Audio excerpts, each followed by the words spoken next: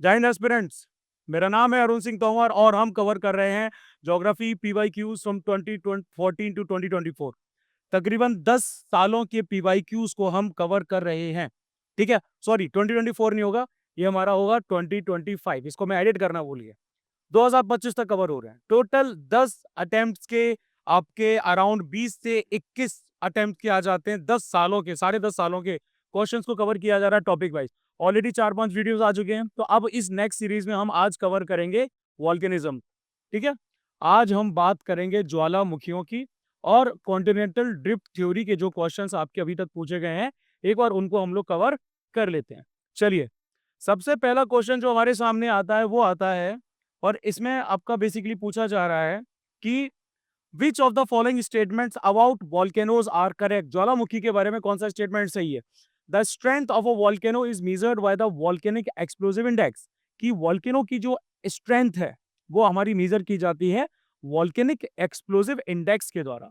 ये स्टेटमेंट बिल्कुल सही है। स्ट्रेंथ ऑफ द वॉल्केनो से हमारा मतलब क्या है? देखो, एक पर्टिकुलर स्केल है। इस स्केल पे बहुत सारी चीजें कंसिडर की जाती हैं। सबसे पहले ये देखा जाता है कि कितना वॉल्यूम लावा का आपका निकल रहा है ना।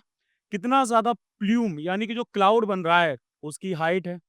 ओवरऑल ड्यूरेशन जो है वो ड्यूरेशन एग्जैक्टली कितनी है वॉल्केनो के इरप्शन की। और ऐसे ही बहुत सारे फैक्टर्स हैं जिसके लेवल पर क्या किया जाता है, इसको पर्टिकुलर रेटिंग दी जाती है। तो ये स्टेटमेंट हमारा सही हो गया। आइसलैंड और Philippines were created by volcanic activity. क्या ये स्टेटमेंट सही है? ये स्टेटमेंट भी बिल्कुल सही है। देखो, आइसलैंड की अगर हम बात करते हैं, कहाँ लाई करता है, ये लाई करता है हमारा मिड अटलांटिक रिज में, है ना। मिड अटलांटिक रिज है, यहाँ हमारे नॉर्थ अमेरिका है, यहाँ हमारा साउथ अमेरिका है, यहाँ पे हमारा यूरोप आ जाता है, और यहाँ पे जो है आपका अफ्रीका आ जाता है। मिड अटलांटिक रिज आपकी कुछ ऐसे कवर होती, यहाँ ऊपर से लेकिन नीचे तक तकरीबन 14,000 किलोमीटर तक का एरिया है ये हमारा। ठीक है, तो यहाँ पर बहुत ज्यादा वायलेंट जो है आपकी वॉल्केनिक एक्टिविटी हुई। मतलब ये जो पूरा हमारा जोन है ना, ये रिज जो है, इसमें बेसिकली क्या होता है कि इसमें बेसिकली आपकी जो प्लेट बाउंड्रीज है वो ऐसे दूर जा रही, डाइवर्ज हो रही हैं। तो जहां भी डाइवर्जन आपका होगा वहां पर भी आपकी रिजेस वगैरह क्रिएट होती हैं। और फिलीपींस की बात करते तो फिलीपींस तो जो है वो हमारा रिंग ऑफ फायर में आ जाता है। रिंग ऑफ फायर आपका जो जोन है बहुत ज्यादा हाई सीस्मिक एक्टिविटी वाला जोन। तो वहां पे जो फिलीपीन प्लेट है वो सबडक्शन कर रही है, वो सबडक्शन कर रही है, उसकी वजह से वो क्या क्रिएट कर रही है, उसकी वजह से वहां पर वॉल्केनिक आर्क, जो आइलैंड आर्क है, वो जनरेट हो जाता है ना। तो इसको पहले ईस्ट इंडीज कहा जाता था, फिलीपींस, इंडोनेशिया, इन सबको। तो यहाँ पर ये भी आपके वॉल्केनिक एक्टिविटी की वजह से ही आपके प्रोड्यूस हुए हैं, जो कि मैंने बताया कि रिंग ऑफ फायर, यानी कि रिंग ऑफ फायर का पूरा जो एरिया आता है, जो ऐसे पूरा पैसिफिक ओशन को कवर करता है ना। यहाँ आपका अमेरिका आ गया, यहाँ आपका जापान और चाइना वगैरह, और नीचे की तरफ आपके ईस्ट इंडीज के सारे नेशंस हैं वो आ जाते हैं। ठीक है, तीसरा आता है कि volcanic soils are rich, deep and fertile and allow intensive agriculture to take place. Volcanic soils को कहा जाता है, अगर आप सॉइल टैक्सोनॉमी में देखोगे तो इनका नाम रहता है एंडी सॉइल्स। ठीक है, ये जो एंडी सॉइल्स होती है ना, ये काफी रिच होती हैं, डीप होती है, मतलब ऑर्गेनिक कंटेंट इनके अंदर होता है ज्यादा। इनके अंदर बहुत सारे मिनरल्स पाए जाते हैं, like iron, magnesium, potassium, phosphorus. ये सारे के सारे मटेरियल्स इनके अंदर पाए जाते हैं। वेल ड्रेन्ड होती हैं, पानी की निकासी अच्छे से हो जाती है, पानी को जमा करके नहीं रखते हैं। मॉइस्चर रिटेंशन कैपेसिटी बहुत ज्यादा अच्छी होती है, इसकी वजह से बहुत सारा एग्रीकल्चर जो है वो ये अलाउ करती हैं। जैसे हम वॉल्केनिक सॉइल्स के एरियाज की बात करते हैं, आप इटली की बात कर लीजिए, मेडिटेरेनियन सी के आसपास में वाइनयार्ड मिलेंगे, टोमेटो की फार्मिंग जो है वो आपको यहाँ मिलेगी, है ना। सिट्रिक जो फ्रूट्स होते हैं वो इटली के आसपास बहुत बनाए जाते हैं। जावा की अगर हम बात करते हैं, फिलीपींस और इंडोनेशिया के आसपास की, तो वहां पे राइस का कल्टीवेशन होता है। आप हवाई चले जाइए, बहुत सारे फ्रूट्स और अलग अलग ऑर्किड्स वगैरह जो हैं वो आपको मिल जाएंगे। ये 3 ऐसे एरियाज हैं जहां पर वॉल्केनिक सॉइल्स का बहुत ज्यादा एक्टिव आपका डिपोजिशन देखा गया है ना। तो यहाँ पर हमारा ये और ये तीनों स्टेटमेंट ही हमारे सही हो जाएंगे। अब हम मूव करते हैं नेक्स्ट स्टेटमेंट की तरफ, नेक्स्ट क्वेश्चन की तरफ। इंडिविजुअल लावा फ्लोज जो हमारे रहते हैं are normally only a few feet thick. ये कोई फॉर एग्जांपल हमारा क्या है, एक वॉल्केनो है ना। इसका फ्लो निकला, ऐसे जमा हो गया, और ये सरफेस पे जा रहा है ना। सरफेस पे ये कुछ फीट आपका जो है वो थिक रहेगा।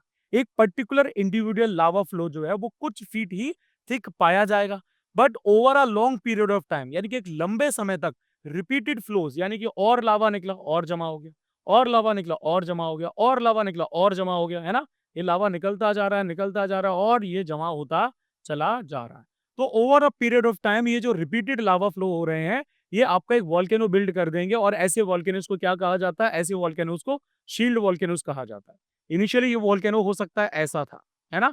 और अब ये जो है ऐसे रिपीटेड लावा फ्लोज की वजह से ऐसा उल्टा बाउल जैसा, शील्ड जैसा शेप जो है उसने ले लिया है। ये मौना लोआ हवाई वाला है ना? तो शील्ड वोल्केनोज का फॉर्मेशन इस तरीके से देखा जाता है। उसके बाद थर्ड क्वेश्चन जो हमारा है वो आ रहा है कि which one of the following statements with regard to volcanoes is not correct. Volcanoes के बारे में कौन सा स्टेटमेंट जो है वो हमारा करेक्ट नहीं है। थोड़ा सा टेक्निकल क्वेश्चन है, थोड़ा सा ऑफबीट क्वेश्चन है। जनरली मैं एक्सपेक्ट नहीं करूंगा कि सीडीएस के जो बच्चे हैं वो इस पर्टिकुलर क्वेश्चन का जवाब दें, लेकिन फिर भी हमें सॉल्व तो करना ही। पहला स्टेटमेंट देखो, strato volcanoes produce lava flows that initially follow valleys but are highly resistant to erosion. ये जो स्ट्रेटो वोल्केनोज होते हैं ना, इनका जो लावा होता है ना वो एक्सट्रीमली बेसिक होता है ना? मतलब बहुत थिक हो जाता है, इसको फ्लो करवाना थोड़ा सा मुश्किल है। तो जब ये पर्टिकुलर वोल्केनो से, स्ट्रेटो वोल्केनो से हमारा लावा निकला, है ना? इनिशियली ये क्या करता है, यहां से निकलने के बाद में ऐसे, फॉर एग्जाम्पल हमारी कोई पर्टिकुलर वैली है, यहां से ऐसे फ्लो करेगा, करेगा कि नहीं करेगा? बिल्कुल करेगा। और are highly resistant to erosion, मतलब इसको आगे कोई चैनल मिल जाएगा, कोई कोर्स मिल जाएगा, ये उसको पाथ को फॉलो करते हुए जाएगा और हाईली रेजिस्टेंट टू इरोजन, क्योंकि ये थिक होता है तो बहुत तेजी के साथ जमता है। जब तेजी के साथ जमता है तो ये जो पूरा बसाल्टिक रॉक होती है ना, इसका इरोजन हो जाता है मुश्किल। तो ये स्टेटमेंट तो हमारा जो है वो करेक्ट है। The surrounding areas can remain highlands, lava ridges और मैसास। मतलब कोई भी पर्टिकुलर वॉल्केनो का अगर लावा फ्लो हो रहा है तो इसमें क्या है कि आपका जो सराउंडिंग एरिया, अगर वो कोई हाईलैंड है तो वो हाईलैंड का हाईलैंड रहेगा। अगर वो कोई लावा रिजिस है, इस तरह की वैली है, इस तरह की रिजिस है, तो वो रिजिस रहेंगी। और मैसाज भी रह सकती हैं। मतलब अगर कोई भी हमारा वॉल्केनो जो है, इसका लावा जा रहा है, नीचे आपकी जो रॉक्स हैं ये सॉफ्ट रॉक्स है ना? इन सॉफ्ट रॉक्स पे लावा जाके जम जाता है, ऐसी कैपिंग कर लेता है ना? तो वो इनको कवर कर लेता है और इनको इरोजन होने से रोक देता है। इस फॉर्मेशन को मैसाज कहा जाता है। तो ये स्टेटमेंट भी हमारा सही है। Hawaiian shield volcanoes are eroded by streams that form deeply carved valleys with steeply sloping heads. यानी कि जो हमारे हवाई के शील्ड वॉल्केनोज हैं, ऐसे वाले जो वॉल्केनोज हैं, शील्ड वॉल्केनोज हैं, ये इरोडेड है स्ट्रीम्स के द्वारा। मतलब स्ट्रीम्स का एक्शन आसपास इनके आप देख सकते हो, जो कि यहाँ आसपास क्या करता है, वैलीज बनाता है जिनके स्टीपली स्लोपिंग हेड्स होते हैं। ऐसे स्टीप उनके हेड्स जो रहते हैं वो यहाँ देखे जाते हैं, बिल्कुल देखे जाते हैं। ये स्टेटमेंट भी हमारा सही होगा। और सबसे लास्ट को देख लो, the system of streams on a dissected volcano. Dissected volcano कौन क्या रहता है? ये फॉर एग्जांपल हमारा एक वॉल्केनो हुआ करता था, है ना? जब ये खुद पे ही कोलैप्स कर जाता है तो हमारा क्या बनता है? तो हमारा वॉल्केनो कुछ ऐसा बन जाता है, ऐसा। इसको क्या बोला जाता है? इन वॉल्केनोज को बोला जाता है कैल्डेरास। कैल्डेरास बोला जाता है। और यहाँ पे अगर आपका पानी का एक्यूमुलेशन हो गया, पानी भर गया, तो इनको बोला जाता है क्रेटर लेक्स। क्रेटर लेक्स बन जाते हैं, जैसे ताल लेक फिलीपीन में आ जाता है, ठीक है? तो इसमें यह बोला जा रहा है कि सिस्टम ऑफ स्ट्रीम्स, यानी कि जो नदियां हैं जो निकल रही हैं, एक डाइसेक्टेड वॉल्केनो कौन से? क्योंकि यहाँ पर पानी के साथ साथ ग्लेशियर भी हो सकता है। ग्लेशियर पिघला तो पानी ऐसे चारों तरफ निकलना स्टार्ट हो जाएगा। इस पर्टिकुलर पैटर्न को रेडियल ड्रेनेज पैटर्न बोलते हैं। लेकिन क्वेश्चन में हमसे बोला जा रहा है कि ये रेडियल ड्रेनेज पैटर्न नहीं है, जो कि टोटली गलत होगा। ये रेडियल ड्रेनेज पैटर्न होता है। ये जो सिस्टम ऑफ स्ट्रीम्स अभी आप देख रहे हो डाइसेक्टेड वॉल्केनिक कॉन पे, ये रेडियल ड्रेनेज पैटर्न होता है। तो ये क्वेश्चन हमारा नॉट करेक्ट है और इसका आंसर होगा डी। इसका अपोजिट भी एक ड्रेनेज पैटर्न होता है। फॉर एग्जाम्पल ये हमारा डिप्रेशन है, यहाँ से अंदर की तरफ सेंट्रल डिप्रेशन की तरफ पानी जाता है, तो इसको बोला जाता है सेंट्रीपिटल ड्रेनेज पैटर्न। ये हुआ भैया हमारा। अब आगे बढ़ते हैं और बात करते हैं which of the following statements regarding arc volcanoes is correct. Volcanic arcs के बारे में पूछा जा रहा है। Arc volcanoes are found near divergent plate boundaries. Divergent plate boundaries का क्या मतलब है? ये आपकी दो प्लेट्स है ना? और ये ऐसे मूव कर रही है, डाइवर्ज कर रही है, दूर दूर जा रही है। तो जब हमारी डाइवर्जेंट प्लेट बाउंड्रीज होती हैं तब आपकी जो है वो रिजिस वगैरह बनती है, मिड अटलांटिक रिज वगैरह, है ना? लेकिन आर्क वॉल्केनोज का formation normally divergent plate boundaries पे नहीं देखा जाता है। जब प्लेट बाउंड्रीज आपके एक दूसरे के पास मूव करती हैं, ऐसी सिचुएशन में क्या होता है? एक प्लेट ऐसे नीचे चली जाती है और दूसरी प्लेट आपकी ऊपर रहती है। मतलब इसकी डेंसिटी जो है हाई है। ये आपकी कोल्डर प्लेट है, इसकी डेंसिटी जो है लेस है, और ये आपकी एक वार्मर और लाइटर प्लेट है। तो जिसकी डेंसिटी हाई है वो नीचे जाएगा ऐसे। तो ये जो ज़ोन है ना, इसको सबडक्शन ज़ोन कहा जाता है। आप इसको बोल सकते हो सबडक्शन ज़ोन, एक प्लेट दूसरी के नीचे सबडक्ट कर गई, या फिर इसको हम बोलते हैं फेस्टून्स। फेस्टून्स भी इनको हम कह सकते हैं। ठीक है? ये फिनोमेना होता है। अब जब ये फिनोमेना होता है तब यहाँ पर आपका जो है, जब ये प्लेट नीचे जाती है और ये नीचे के मैग्मा में मिल जाती है, और फिर उसके बाद आसपास आपके वोल्केनोज जो हैं वो क्या करते हैं, आइलैंड आर्क बना लेते हैं। आर्क का मतलब है एक सीरीज ऑफ आइलैंड्स जो ज्योग्राफिकली नॉर्मली सिमिलर रहते हैं। इनको आर्कीपेलागो भी कहा जाता है ना? तो आर्क वोल्केनोज आपके डाइवर्जेंट नहीं कन्वर्जेंट के आसपास मिलेंगे, तो ये हो जाएगा गलत। Some of the world's classical examples of cone shaped stratovolcanoes, ऐसा जो कोन शेप्ड हमारे ये जो स्ट्रेटोवोल्केनोज होते हैं, इसमें माउंट फूजी आ जाता है जापान में, बिल्कुल माउंट फूजी इसका एग्जांपल है। Mayon in the Philippines are the arc volcanoes, बिल्कुल। ये देखो, आप पूरे एरिया को देखो आप एक बार, ये हमारा पूरा एरिया है, ये माउंट फूजी वाला है ना? ये वेस्ट जापानिक वॉल्केनिक बेल्ट है, ये यूरेशियन प्लेट है, ऊपर की तरफ जाओगे नॉर्थ अमेरिकन प्लेट मिल जाएगी, ईस्ट जापानिक वॉल्केनिक बेल्ट है, कुरील ट्रेंच आ जाती है, जापानिक ट्रेंच आती है, पैसिफिक प्लेट आती है, फिलीपीन सी प्लेट आती है, यहाँ पर नंकई ट्राफ है। तो अगर हम माउंट फूजी को देखोगे तो ये देखो पूरा इस पर्टिकुलर वॉल्केनिक आर्क को क्या कर रहा है, वो फॉलो कर रहा है ना? ये पूरा आपका ईस्ट जापानिक वॉल्केनिक बेल्ट है, नीचे माउंट फूजी है, सागामी ट्राफ है, ये पूरा का पूरा एरिया आपका यहाँ पर बन रहा है, मतलब यहाँ पर आपके सबडक्शन जोन्स क्रिएट हो रहे हैं। ये जो फिलीपीन सी प्लेट है, पैसिफिक प्लेट है, नॉर्थ अमेरिकन प्लेट है, ये सब सबड्यूस कर रही हैं यूरेशियन प्लेट के नीचे। इसी की वजह से आपका जो है वो जनरेट हो रहा है क्या, सबडक्शन जोन। सबडक्शन जोन बनेंगे तो यहाँ पर आपके जो माउंटेन आर्क वॉल्केनोज है वो बनेंगे ही बनेंगे। तो ये आपका गलत था और ये हमारा सही हो गया। Some of the highest volcanoes on earth are of arc type, जैसे कि Nevado, Ojos del Salado in the Chilean Andes. Andes mountain range जो आपकी साउथ अमेरिका में पाई जाती है, अर्जेंटीना, चाइल और इनके ऊपर पेरू के आसपास, ये जो है आपकी, ये भी आपका एक पर्टिकुलर एग्जांपल आ जाता है। मतलब यहाँ पर जो हाईएस्ट वॉल्केनोज आते हैं अर्थ के, आर्क टाइप के, ये आपके जो है वॉल्केनिक आर्क में काउंट किए जाते हैं। इन सारी जगहों को आप लोग मैप पे स्पॉट आराम से कर सकते हो। फिर अगर हम बात करें नेक्स्ट की, extrusive volcanoes are not found in which one of the following mountains. ये नॉर्मल आपके माउंटेन्स की बात हो रही है। एक्सक्लूसिव नाने जो टर्म्स है उससे घबरा मत जाना। देखो, दो तरह के फॉर्मेशन होते हैं।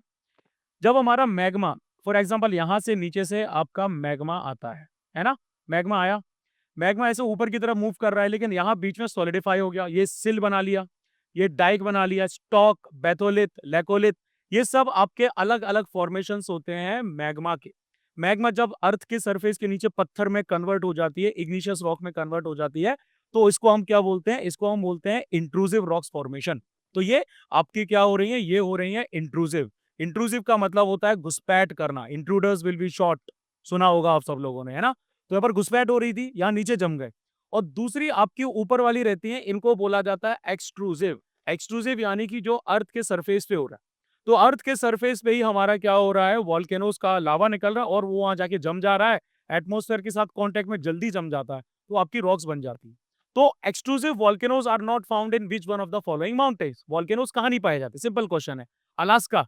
अलास्का जो है हमारा, ये एल्यूशियन रिज के आसपास वाला इलाका है, और जहां रिज होगी वहां तो आपके वॉल्केनो का फॉर्मेशन देखा ही जाएगा। तो यहां तो भैया वॉल्केनो पाए जाते हैं। रॉकी माउंटेन्स की बात करेंगे, रॉकी माउंटेन्स में एज सच बहुत ज्यादा वॉल्केनो एक्टिव नहीं है, बट अगेन यहाँ पर भी रिजेस आ जाती हैं जो कि वॉल्केनिक फॉर्मेशन को सपोर्ट करती हैं। वॉल्केनोज यहाँ पर भी रिसेंट पास्ट में थे। एंडीज की बात करेंगे साउथ अमेरिका में, तो अगेन यहाँ पर भी आपके बहुत सारे वॉल्केनोज आ जाते हैं। लेकिन हिमालयाज की बात करें तो हिमालयाज में क्या हुआ है? ये आपकी यूरेशियन प्लेट है, ये इंडियन प्लेट है। दोनों प्लेट्स ऐसे जाके आपस में टकराई हैं और यहाँ पे आपके फोल्डेड जो आपके क्या बोलते हैं माउंटेन्स हैं, वो खड़े हो गए हैं। तो हिमालयाज में ऐसा सच वॉल्केनोज नहीं है। सीस्मिक एक्टिविटी होती है ना? क्योंकि यहाँ पे क्या क्रिएट हुआ है? यहाँ पर क्रिएट हुआ है हमारा फेस्टून, यानी कि सबडक्शन जोन। सबडक्शन जोन्स तो हमारे क्रिएट हुए हैं यहाँ पे, लेकिन यहाँ पे आपको जो है वो क्या बोलते हैं वॉल्केनोज देखने को नहीं मिले। तो यहाँ पर आंसर जो है हमारा वो होगा हिमालयाज, कि इनमें से आपके वॉल्केनोज यहाँ पर पाए नहीं जाते। अब आगे बात करते हैं which one of the following is not a major tectonic plate. इसमें से मेजर टेक्टोनिक प्लेट कौन सा नहीं है? मेजर प्लेट्स हमारी कौन कौन सी हैं? देख लो भाई मेजर प्लेट्स को। अंटार्कटिक प्लेट आ जाती है सबसे पहले, ये अंटार्कटिक उसके सराउंडिंग एरिया वाला एरिया है, ये हमारी प्लेट आ जाती है। उसके बाद में नॉर्थ अमेरिकन प्लेट आ जाती है, ये आपकी नॉर्थ अमेरिकन प्लेट है ना। यानी कि यहाँ पर जो अटलांटिक का वेस्ट वाला पार्ट है, ये साउथ अमेरिकन पार्ट से यहाँ से अलग हो रखा है, यहाँ से अलग हो रखा है कैरेबियन आइलैंड प्लेट्स के पास, जो कि एक छोटी सी माइनर प्लेट है। और साउथ अमेरिकन प्लेट तो वो same phenomena, western Atlantic floor separate है नॉर्थ अमेरिकन प्लेट से अलोंग द कैरेबियन आइलैंड। तो ये आपकी मेजर प्लेट्स है, दो तीन प्लेट हो गई। पैसिफिक प्लेट, ये पूरा पैसिफिक का एरिया, ये हमारी तीसरी इंपॉर्टेंट प्लेट हो गई। इंडिया ऑस्ट्रेलिया न्यूजीलैंड प्लेट, यानी कि इंडियन प्लेट, ऑस्ट्रेलिया प्लेट और न्यूजीलैंड, ये पूरा हो गया आपका इलाका। Africa with the eastern Atlantic four plate, यानी कि अफ्रीका वाला ये पूरा एरिया। और उसके बाद में Eurasia and the adjacent oceanic plate, यानी कि ये वाली। बाकी सारी जो है हमारी वो माइनर प्लेट्स में आ जाती हैं। तो इनमें से कौन सी मेजर टेक्टोनिक प्लेट नहीं है? Antarctica and the surrounding oceanic plate बिल्कुल है, इंडिया ऑस्ट्रेलिया न्यूजीलैंड प्लेट बिल्कुल है, पैसिफिक प्लेट बिल्कुल है, सऊदी अरेबियन प्लेट, ये जो पूरा आपका सऊदी अरेबिया का पेनिनसुला है, ये आपका सऊदी अरेबियन प्लेट है, जो कि एक माइनर प्लेट में आती है। ठीक है, चलो अब हम बात करेंगे कि सिस्मिक गैप्स क्या होते हैं। सिस्मिक गैप से आपको लग रहा होगा कि यहाँ पर अर्थक्वेक्स का गैप आ रहा है, बिल्कुल सही कंसेप्ट है। ऑप्शंस के थ्रू देखते हैं। Parts of the plate boundaries in oceans where tsunamis occur frequently, कि ये हमारी क्या है, ये प्लेट बाउंड्रीज है फॉर एग्जाम्पल, है ना, ओशन में। ये फॉर एग्जाम्पल तो ऐसे ले लेता हूँ कि ये हमारी प्लेट बाउंड्रीज है ओशन में। अब यहाँ पर क्या हो रहा है, यहाँ पर सुनामीज फ्रीक्वेंटली अकर हो रही है ना, इसीलिए इनको हम सीस्मिक गैप बोलते हैं। ये टोटली गलत है, क्योंकि अंडर वाटर अर्थक्वेक्स जहां भी आते हैं वहां पर क्या होता है, अंडर वाटर अर्थक्वेक आते हैं वहां पे सी फ्लोर जो है वो मूव कर जाता है, सी फ्लोर मूव करता है, अंडर वाटर अर्थक्वेक्स क्रिएट होते हैं आपके। ह्यूज पानी जो रहता है, वॉल्यूम रहता है पानी का, वो डिस्प्लेस होता है, तो उसकी वजह से हमारा डिप्रेशन क्रिएट होता है एंड देन बहुत पाइलिंग होती है वाटर की, उसको रिस्टोर करने के लिए तो पूरा फिनोमेना हमारा सुनामीज का जनरेट होता है। ये बाद में आएगा, बस इतना समझना है कि भैया सीस्मिक गैप्स ये नहीं हो। Sections of plate boundaries that have ruptured repeatedly in the recent past. For example, ये एक पर्टिकुलर प्लेट बाउंड्री, ये हमारा पैसिफिक रिंग ऑफ फायर है ना, ये एक पर्टिकुलर प्लेट ऑफ बाउंड्री है, इसमें रप्चर्स देखे गए है ना, टूटना देखा गया है। तो रप्चर होगा तो एनर्जी रिलीज होगी, है ना। तो ये बोला जा रहा है कि सेक्शंस ऑफ प्लेट बाउंड्रीज जो रप्चर किए गए हैं repeatedly in the recent past, ये भी नहीं होगा। Plate boundaries having no volcanic activities, ये भी नहीं होगा। ऑप्शन 3 आता है, ये हमारा सही है। क्यों सही है? Sections of plate boundaries that have not ruptured in the recent past, मतलब ये अगर हमारी पर्टिकुलर प्लेट बाउंड्री है तो ये रिसेंट पास्ट में इनमें कोई एक्टिविटी नहीं देखी गई, कोई रप्चर नहीं देखा गया, मतलब अब आगे देखा जा सकता है, एक पोटेंशियल इनके अंदर जो है वो बिल्ट हो रहा है, प्रेशर बिल्ट हो रहा है। बोला जाता है ना सब तो शांत होता है वो एकदम से फट पड़ता है, वैसे ही ये कंसेप्ट है कि ये इसके अंदर क्या हो रहा है, पोटेंशियल डेवलप हो रहा है और अब नियर फ्यूचर में यहाँ पर सीस्मिक एक्टिविटी देखी जा सकती है। तो ये हमारा क्या हो जाएगा, ये हमारा हो जाएगा ऑप्शन सी। उसके बाद आ जाते हैं, plate tectonics is a scientific theory that describes the large scale motions of earth lithosphere. Plate tectonics एक साइंटिफिक थ्योरी है जिसमें लार्ज स्केल मोशंस अर्थ के लिथोस्फीयर के देखे जाते हैं। Which one among the following statements regarding plate tectonics is not correct?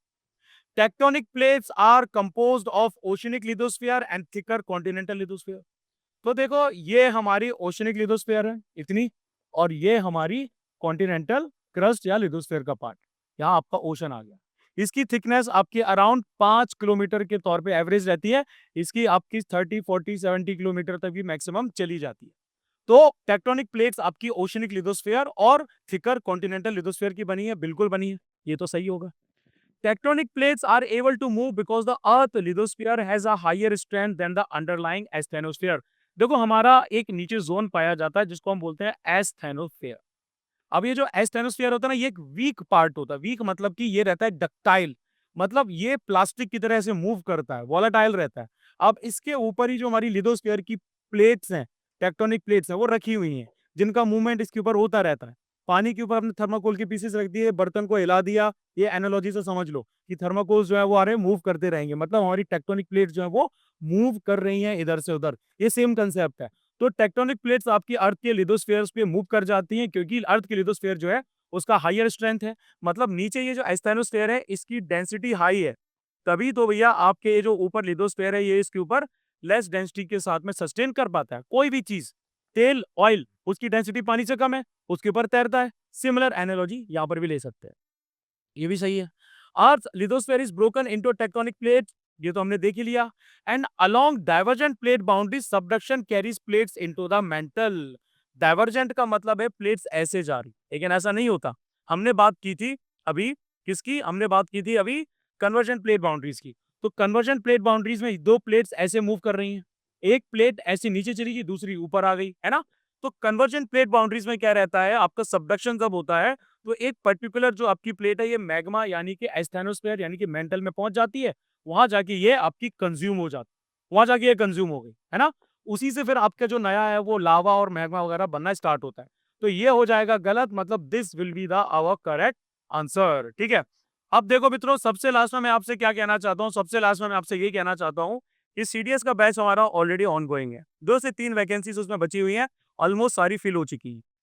हम 2 चीजें करने वाले हैं। पहली बात तो ये है कि मई के एंड तक अगर आप बैच में एनरोल करते हो तो हम आपको सिलेबस कवर करवा सकते हैं रिकॉर्डेड सेशन से, या फिर हमारी 25 सीट्स जो फिल हो जाएंगी, क्योंकि ऑलरेडी 21 सीट्स हमारी फिल हो चुकी हैं, 4 सीट्स बची हुई हैं, वो भी पाइपलाइन में 2-4 दिन में वो भी फिल हो जाएंगी। तो अगर आपको एनरोल करना है सीडीएस ऑफलाइन बैच के लिए, इस बैच का नाम है प्लाटून बैच, ठीक है। ये हमारा टोटल 4 महीने के लिए चलने वाला है, ऑफलाइन बैच है, और ये कंडक्ट किया जा रहा है नोएडा सेक्टर 62 में एसएसवी विंग्स के ऑफिस में, नोएडा सेक्टर 62। नीचे डिस्क्रिप्शन में आपको इसकी सारी की सारी डिटेल्स जो है वो मिल जाएंगी। तो अगर आपको ऑफलाइन बैच परसू करना है तो भाई इससे बेस्ट कुछ भी नहीं हो सकता आपके लिए, बिलीव मी, ठीक है। ये तो प्लाटून बैच की बात हुई। अब मैं आपको बताता हूँ दूसरे बैच के बारे में जो अपकमिंग है। 7 जून को हम लोग एक नया बैच स्टार्ट करेंगे, इसका नाम है स्क्वाड्रन बैच। एक स्क्वाड्रन बना रहे हैं भाई फाइटर्स की, ठीक है। एक फाइटर्स की स्क्वाड्रन बनाई जा रही है, और ये स्क्वाड्रन जो है वो आपकी 50 लोगों की होगी। सिर्फ 50 एफकेट के एस्पिरेंट्स आपके होंगे जिनको इस बैच में लिया जाएगा, उसके अलावा इसकी स्ट्रेंथ नहीं होगी। ये जो बैच है ये आपका अगस्त तक चलेगा, जब तक हमारा एफकेट नहीं हो जाता। तो एफकेट 2 2025 के लिए ये बैच है। अगर आपको इनरोल करना है तो आप 8839961158 पर डीएम कर सकते हो। सिंपल सा कंसेप्ट है, मैंने ऑलरेडी दोनों बैचेस के बारे में हमको बता दिया है। इस बैच में भी ऑलरेडी हमारी 14 to 15 सीट्स जो है वो फिल हो चुकी हैं। We are only remaining with 30 और 35 सीट्स। तो अगर आपको एनरोल करना है, this is the best place that you are going to be. यहाँ पर आप आइए, रहिए, हॉस्टल फैसिलिटी अवेलेबल है, सब फैसिलिटीज अवेलेबल है। आप आओ, इनरोल करो, और आप बस आपको प्रिपरेशन और प्रिपरेशन ही करनी, ठीक है। बस मेरा यही आप लोगों से कहना था, पूरी तन मन धन के साथ में पढ़ाई करो। ऑफलाइन बैचेस भी हैं, ऑनलाइन बैचेस ऑलरेडी रनिंग है, दोनों बैचेस हमारे पास में। जिस भी बैच में आप इनरोल करना चाहते हो, आप उस पर्टिकुलर बैच में इनरोल आराम से कर सकते हो, ठीक है। चलिए मिलते हैं नेक्स्ट वीडियो के साथ। जय हिंद टू यू ऑल।